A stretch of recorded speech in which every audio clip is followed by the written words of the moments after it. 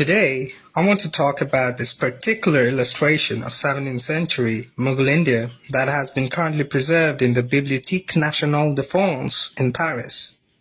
It shows an important episode of the Mughal history. A slave named Nazir is presenting the decapitated head of a Mughal prince to the emperor in the imperial darbar. This deceased prince was Dara Shikoh, the former crown prince of the Mughal Empire of India and the son of the deposed emperor Shah Jahan.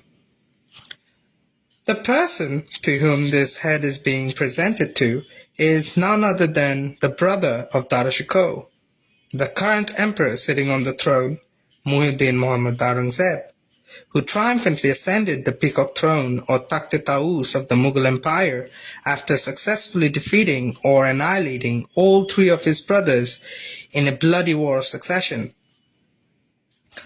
After Emperor Shah Jahan fell grievously ill due to some sort of renal disease in late 1657, rumors of his death began to spread rapidly throughout the empire. Except for Dara Shikoh, who was at the capital Delhi with his father at that time, the three of Shah Jahan's four sons were at three different provinces of the empire, governing in the emperor's name. Taking advantage of the rumors, the three princes, including Prince Aurangzeb, began their bid for the throne. Initially, with the help of his brother, Prince Murad Baksh, Aurangzeb was able to defeat the forces of Dara Shikoh at the Battle of Samgar in May 1658, though Dara Shikoh was able to flee the battlefield after his defeat. Nonetheless, Aurangzeb connivingly had his other brother and partner in victory, Prince Murad Baksh, arrested on grounds of murdering a nobleman. After a trial, Murad Baksh would be executed 3 years later in 1661. After his glorious triumph at Samgar in 1658, Prince Aurangzeb laid siege to Agra fort and forced his ailing father, Emperor Shah Jahan, to abdicate the throne.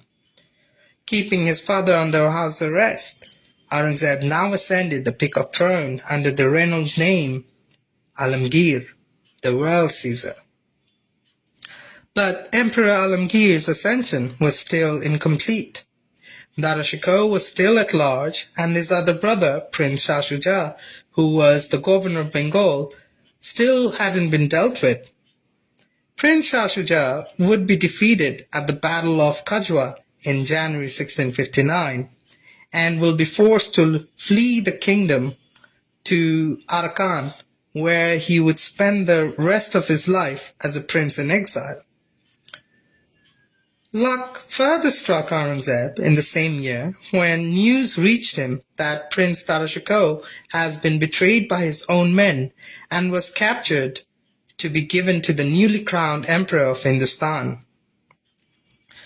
The historian Audrey Trushke wrote, "When Dara Shikoh arrived in Delhi a prisoner late in the summer of 1659, Aurangzeb ordered him and Dara's younger son, the 14-year-old Shikoh, to be dressed in rags and paraded through the streets. The two defeated men roamed through Delhi on an uncovered mangy elephant roasting under the scorching September sun, a sorry sight for all to behold. Behind them loomed a soldier, his sword drawn, in case either attempted a desperate escape." Mughal subjects had witnessed demeaning displays before. A year and a half earlier, Dara Shikoh had some of Shah Shuja's men march through Agra in disgrace. But subjecting Mughal princes to such disparaging treatment was something else entirely. François Bernier reported that the gathered crowds recoiled at the public humiliation of Dara Shikoh and his teenage son. The following day, Dara Shikoh was beheaded on Aurangzeb's direct command. Some contemporary sources mention that Aurangzeb cited Dara's alleged apostasy from Islam to justify the death sentence, whereas others simply noted the execution. A few years later, Aurangzeb put Murad to death on the pretext of retribution for a prior murder. It seems that Aurangzeb preferred to rationalize killing his brothers, no matter how flimsy the charges. Perhaps such explanations were important for a king who grounded his rule on dispensing justice. For Sulaiman Shikoh, the elder of Dara's two sons, however, Aurangzeb did not bother with such guises and ordered him overdosed on opium water in 1661.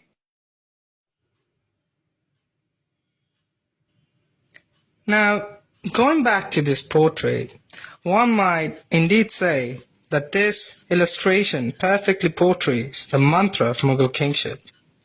Ya takht, ya tabut, either the throne or the grave.